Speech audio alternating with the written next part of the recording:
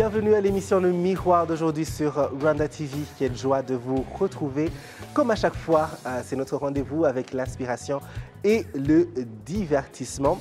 Et comme vous le savez, dans cette émission, on aime bien mettre toutes nos lumières sur des jeunes qui brillent à travers leur travail, leur créativité, leur passion, leur carrière, etc., etc. Aujourd'hui, on va parler d'un jeune qui a décidé de se lancer dans un domaine qui est assez nouveau ici, mais qui quand même répond à un besoin qui est assez concret. J'ai beaucoup aimé donc cette idée et j'ai voulu qu'on la partage aujourd'hui. Il fait autre chose aussi sur le côté. Mais avant, comme d'habitude, on commence avec l'actu people de cette semaine. Qu'est-ce qui s'est passé sur la planète Star? Jetons un coup d'œil. C'est parti avec l'actu people de cette semaine. Commençons ici chez nous avec l'acteur connu sous le nom de Ndimbati qui a été appelé à nouveau devant la justice. Le bureau d'investigation du Rwanda, RIB, a confirmé vendredi avoir convoqué l'acteur rwandais populaire Jean Bosco Uwihodeye, plus connu sous le nom de Ndimbati, pour manquement aux devoirs parentaux. Ndimbati a été convoqué le 23 août. La mère de ses enfants venait de déposer une plainte. Elle reproche au père biologique de ses filles la négligence de ses responsabilités parentales consistant à élever leurs jumelles. Selon la loi, un parent, tuteur ou autre personne légalement responsable d'un enfant qui, sans excuse raisonnable, néglige l'une des obligations légales au point que la santé, la sécurité et les conditions de vie de l'enfant sont gravement menacées ou que l'enfant devient un vagabond, commet un délit. En cas de condamnation, il est passible de travaux d'intérêt général pour une durée maximale d'1 mois. En cas de récidive, il encourt une peine d'emprisonnement d'au moins 2 mois et de plus 6 mois. À cela s'ajoute une amende d'au moins 500 000 francs rwandais ou au plus 1 million de francs rwandais ou l'une de ces peines seulement. En décembre 2022, Ndimbati avait été acquitté par le tribunal de grande instance de Nyarugenge des accusations de bavure, ivresse et agression sexuelle sur mineurs. Pendant ce temps, l'acteur a nié sur les réseaux sociaux les accusations selon lesquelles il ne prendrait pas soin de ses jumelles en publiant une photo des 2 enfants en compagnie de leur père il y a quelques semaines, même si d'autres disent qu'il s'était retrouvé là juste par hasard. Le temps nous dira ce qu'en sera de cette affaire.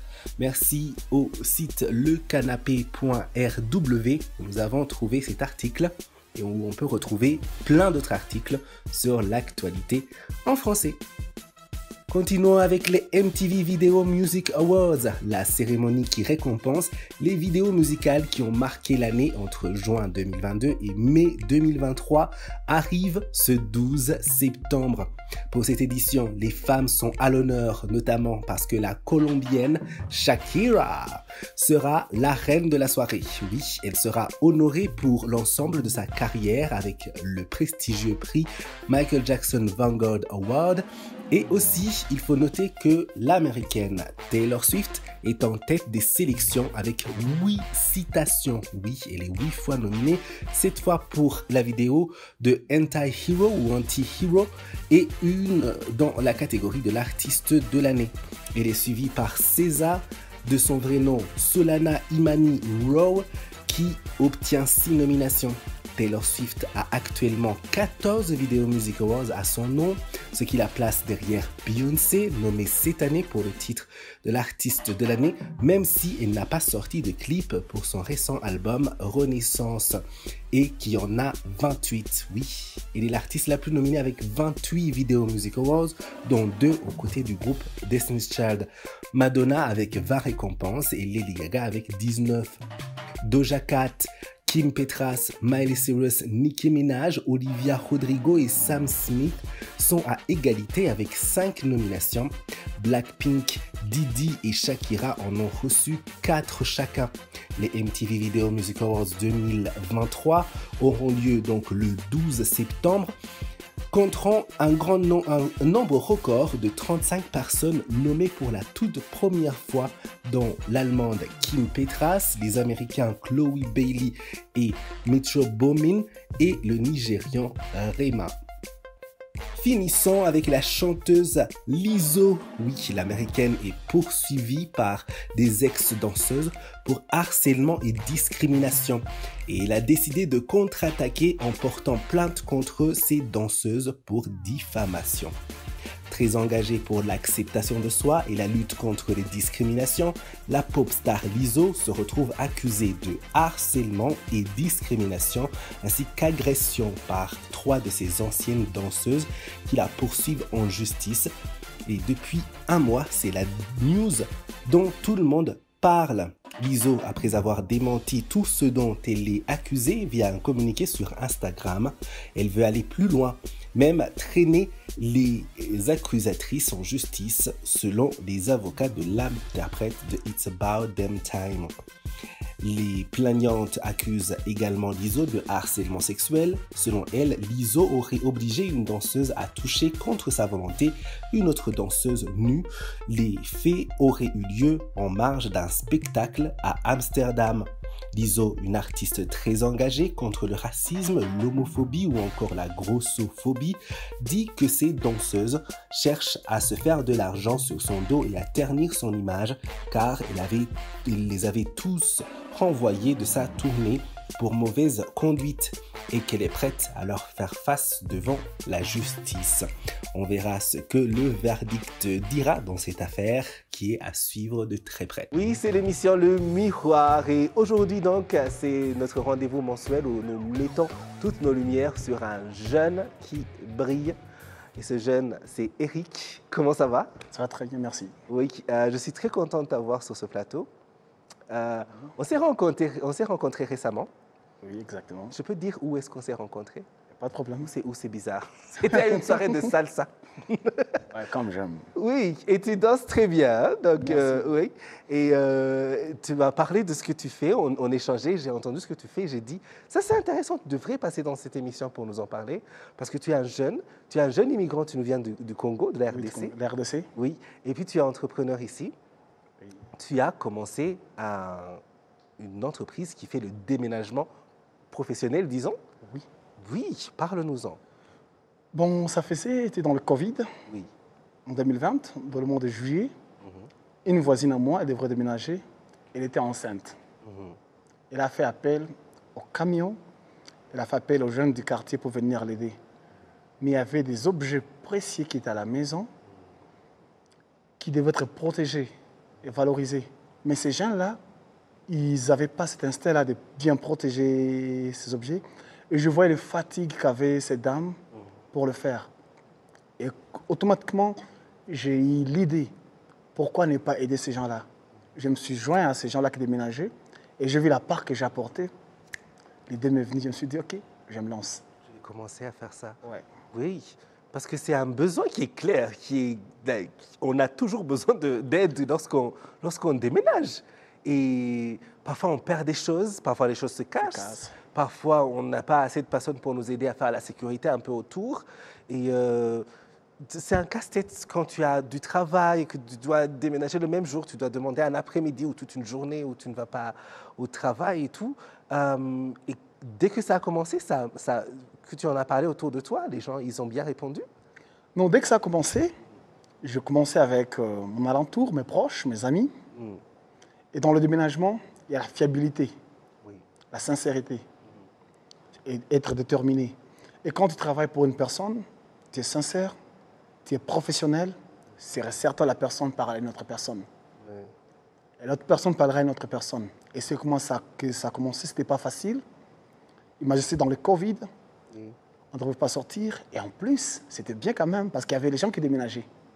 Le coût de maison coûtait cher, alors les gens devraient déménager. Et quand ils comprenaient ce que je faisais, ils m'appelaient, et moi je venais. Après, j'ai compris que ça avançait. Je me suis dit, d'accord, je dois me former. J'ai fait un petit tour en Ouganda, voir comment ils font là-bas. J'ai appris, et puis je suis revenu maintenant à Kigali. J'ai créé l'entreprise, j'ai fait mes papiers à la DB et consorts. Et là, je suis sur le marché, et ça commence à évoluer. Parce qu'auparavant, c'était plupart des expats. Les gens qui nous viennent de l'extérieur, parce que chez eux, ça existe déjà, qui avaient besoin de services. Après, il y a eu la diaspora, les gens qui viennent, le Rwandais de l'extérieur. Mais maintenant, je vous assure, il y a aussi des locaux, des Rwandais d'ici. Oui. Tout le monde, c'est devenu pour tout le monde l'appel. Comme aujourd'hui, j'ai des coups de fil, les gens qui me disent on va déménager. Ils viennent de Nyamata pour Kigali. Je me dis ok, c'est bon. On va aller à Nyamata, les ramener à Kigali. Alors, ça prend de l'ampleur. Les gens commencent à comprendre que vous avez du temps à protéger. Vous avez le temps d'esprit à protéger, ne pas être stressé. Comme j'aime dire à mes clients, moi, je vais être stressé à votre place. Votre place. C'est vrai. Moi, non, juste quelques sous. Et c'est intéressant, le truc, la leçon, en fait, ça va être lorsqu'on analyse autour de l'inspiration pour un business, un travail, parce que, ben voilà, on nous dit qu'il faut créer du travail, il faut créer nos sources d'emploi, de revenus plutôt, c'est juste d'observer autour. Parfois, ça peut venir juste en observant et en vivant sa vie. Et après, de ne pas avoir peur d'apprendre rapidement et de se lancer directement. Et en tant que jeune entrepreneur, parce que tu es un jeune entrepreneur, c'est juste quelques années que tu as commencé, quelles ont été peut-être les difficultés ou les défis que tu as eu à relever et comment est-ce que tu as pu justement, quelles ont été les stratégies que tu as utilisées pour les contourner? La difficulté, c'est d'abord de croire en toi. Oui. Jeune Congolais qui vient travailler à Kigali, la plupart on connaît que le Congolais, c'est pas tellement sérieux, on aime tout faire, un passe-partout, on dit lui n'est pas professionnel. C'est un stéréotype que les gens se font. Oui. Oui. Et les gens croient surtout aux étrangers. Nous, les Africains, on a cette habitude de croire aux gens qui viennent de l'extérieur. Oui, de l'Occident. Voilà. Ça a été un défi parce qu'il fallait prouver. Mais ce qui m'a plu, ce qui m'a aidé, parce que c'était les gens de l'extérieur qui croyaient d'abord en moi. Et quand on me voit travailler pour un expat, lui, automatiquement, il croit. Et pour résoudre ça, je mis l'effort dans le professionnalisme. Oui. Faire bien. Si tu ne fais pas de tout, ne fais pas du tout. Alors je me suis dit, si je fais quelque chose, je ne le fais pas à 99%. Je dois le faire à 100%. Alors ça m'a aidé à contourner ce défi. Absolument. Une autre chose, c'était tout nouveau au Rwanda, ils ne savaient pas comment ça marche. Le paperasse. Oui. Mais ce que j'ai mis, c'est facile à atteindre. Aradibi nous a aidés, c'est facile. Click day, pam, pam, pam, pam, pam. Demain, tu as tes papiers. Ça m'a aidé. Il y a des fois, tu as fait des grandes entreprises qui t'appellent pour faire le déménagement. Ils te demandent IBM, où sont tes certificats qui prouvent que tu fais. Oui. Et quand j'ai eu tout ça, c'est à l'aise. Absolument. Et c'est vrai que c'est bien que tu parles de ça, je trouve, parce qu'il y a beaucoup de personnes qui voudraient lancer une entreprise, une organisation, et qui ont peur du côté paperasse et administratif. Et pourtant, comme tu dis, ça a vraiment été simplifié au Rwanda. Ça a vraiment été simplifié, juste il suffit d'aller à RDB. Je me souviens le jour où j'ai ouvert mon entreprise, je suis allé là-bas pour juste demander et je suis reparti, j'avais mon entreprise. Voilà, exactement. Oui, c'est pas très difficile. Oui. Alors, c'est l'émission Le Miroir. Aujourd'hui, comme je vous l'ai dit, nous mettons toutes nos lumières sur Eric. Et Eric, c'est un jeune entrepreneur d'ici à Kigali. Il fait dans le déménagement professionnel. Et les gens qui nous regardent sûrement, ils vont se demander, par déménagement professionnel, est-ce qu'il faut comprendre que tu vas aller chez les personnes, tu vas prendre leurs affaires et les mettre là où ils vont, ou bien tu vas carrément aider à faire, tu sais qu'il faut emballer les choses et puis arriver là-bas, les déballer aussi, ou bien c'est juste le transport d'ici à là-bas? Comment ça se passe concrètement? Oui, concrètement, dans le déménagement, il y a, chez moi, j'ai 4 gammes. Oui. Le plus simple, tu nous appelles, tu as tout fait, nous on vient, on déplace. Après, deuxième gamme, tu nous appelles, on vient, on t'aide à faire, on emballe, on arrange pour toi. On met dans le carton, on prend le carton, on le met dans les... On fait, donc après l'emballage, on fait les chargements, les transports et les déchargements. Et après encore, on arrange. Notre gamme de luxe, on vient, on t'aide à planifier bien avant votre déménagement. S'il faudra changer Canard+, il faudra changer les chaînes de télévision, ton abonnement Internet et consorts, parce qu'il y a du monde qui déménage et le même jour veut voir la télé. Il a des enfants. Oui, oui. Alors, on t'aide à planifier tout ça bien avant. Donc, tu nous consultes pour ça. Donc, on prend les premières, deuxième gamme, plus ces autres services de consultance. Et quand tu as fini à déménager, ton adresse, surtout pour les entreprises. Oui. Il faudra relayer tes adresses à tes partenaires. Aussi, on t'aide à faire ça. Donc, le déménagement n'est pas seulement prendre et déposer, non, non. C'est vrai. Il y a aussi l'arrangement. Beaucoup plus. Beaucoup plus. C'est vrai. D'accord. Et alors, comment entrer en contact? Est-ce que vous êtes disponible sur Internet, un site web, je ne sais pas, ou sur les réseaux sociaux?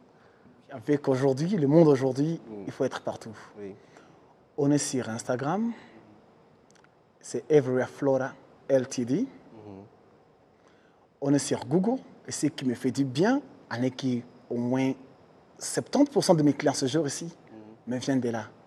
Oui. C'est Everywhere Move and Pest Control. Sur Google et Instagram et Facebook aussi, c'est Everywhere Flora LTD. D'accord. Everywhere Flora ou alors Everywhere Move, c'est ça? Non, non. Move, c'est sur Google. C'est sur Google. Alors, tu vois, on cherche des mots qui va aller avec... qui va nous permettre d'être, quand on fait de recherche, de nous trouver facilement. D'accord. Everywhere Flora, donc c'est là où vous pouvez les rejoindre sur les réseaux sociaux. Bah, moi, j'utilise beaucoup Instagram ces derniers temps, donc ça va être facile de les y voir là-bas si vous faites comme moi, ou bien, comme vous l'avez entendu, aussi sur les autres moteurs de recherche. Ça fait vraiment plaisir de voir un jeune qui pense à quelque chose et puis qui commence à l'exécuter. Et je suis sûr que ça va en inspirer encore plus et que l'entreprise va grandir et devenir, voilà, pourquoi pas une multinationale. Ben oui. En parlant des unités internationales, il y a le déménagement local, aussi le déménagement international. Oh. Il y a quelqu'un qui peut être à Kigali, mais il veut aller en Tanzanie. Nous l'aidons aussi. Ah, d'accord. En Tanzanie, il va aller en Éthiopie. Comme récemment, j'ai un client dont il déménageait de Kigali pour l'Éthiopie et nous l'avons facilité. Oh, d'accord. Oh, ça c'est très bien. Ça c'est super. C'est l'émission Le Miroir et lorsqu'on a un invité, on aime bien aussi le mettre au défi.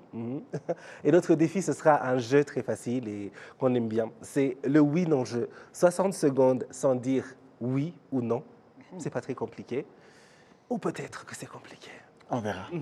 On va nous donner le countdown ici, 60 secondes. Et puis, on va juste discuter et on va voir. Alors, je disais qu'on s'est rencontrés à une soirée salsa, à Kada Cocktail, qu'on salue d'ailleurs. Est-ce que tu danses? C'est quelque chose que tu aimes faire, danser?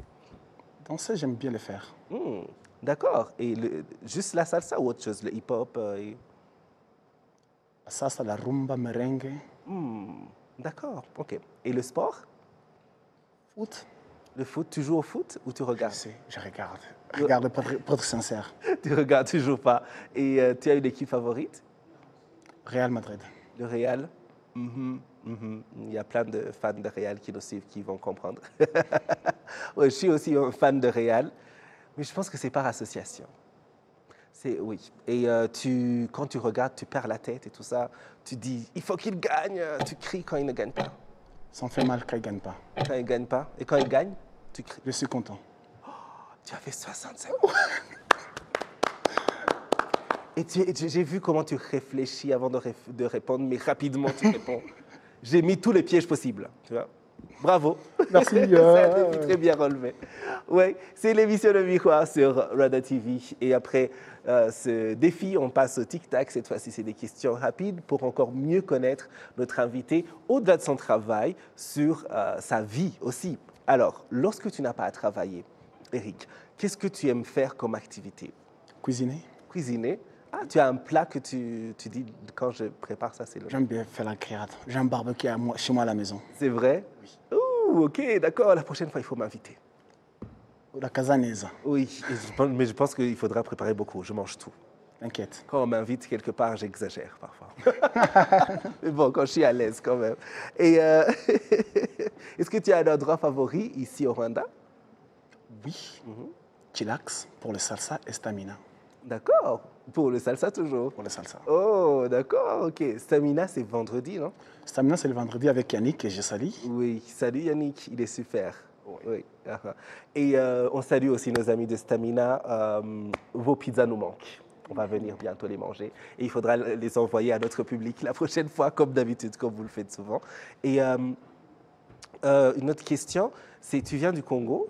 Oui, Oui. Congo-Kinshasa. Congo-Kinshasa, oui, il faut préciser. Ouais. Et tu viens de quelle partie du Congo? Goma. De Goma. Donc l'Est, donc Kivu. Oui. Est-ce que tu as un endroit favori à Goma? À Goma, partout, c'est favori pour moi. Partout. Si tu te retrouves là-bas, tu te sens, je suis tellement content. Dès que j'ai franchi la douane, partout c'est favori. D'accord. Et est-ce que tu as un souvenir d'enfance qui t'est cher, que tu voudrais bien nous partager? Oui. Et je me souviens quand j'étais petit, au village. Je suis né au village Bouziboulenga, dans le site Kivu, territoire de Calais. Un jour, j'accompagnais ma mère, elle allait au champ. J'étais tout petit, je crois que j'avais 4 ans, mais c'est resté dans ma mémoire là. Il fallait traverser une petite ruisseau. Il n'y avait que des sticks d'arbres. Hein. Il fallait traverser. Ma mère, elle m'a laissé, elle est partie avant moi. Et puis elle m'a dit de venir, moi je ne voulais pas venir.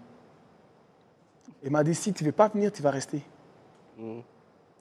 Après, je me suis débattu à sortir de là, jusqu'à atteindre ma mère là où elle était. Ouais.